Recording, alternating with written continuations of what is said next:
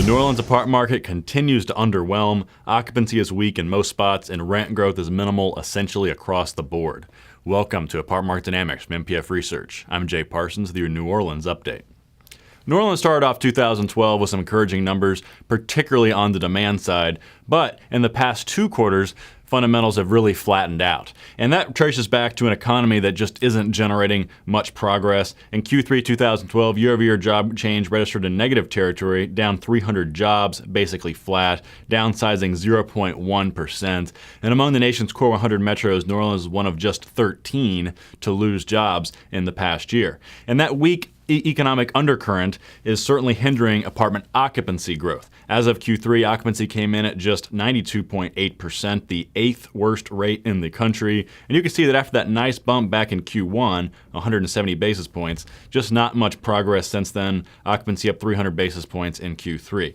But that said, New Orleans is a market where you tend to see highly bifurcated rates by submarket. In central New Orleans, very tight, 97.6%. Solid in the Metairie-Kenner area, 94.4%. Weak everywhere else, especially so in those two West Bank submarkets, both under 90%. Interestingly, though, even in the spots with few vacancies, rent growth is minimal. Here is the overall picture for New Orleans. You can see the annual rent growth levels have really fluctuated over the past couple of years, but leveling off of late. Rents up just 1.5% year over year as of Q3, and quarter over quarter, rent change was flat.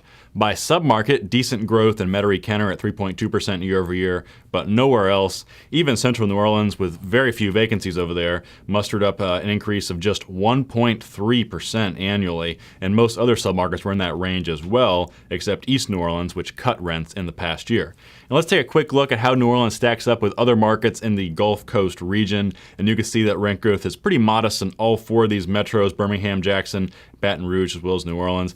But New Orleans is really lagging behind on occupancy, just 92.8% there compared to rates of 94 to 95% in the three other markets.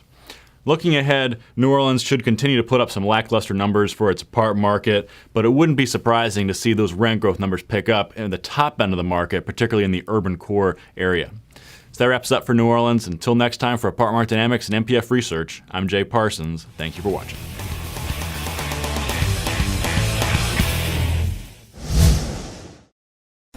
Want more?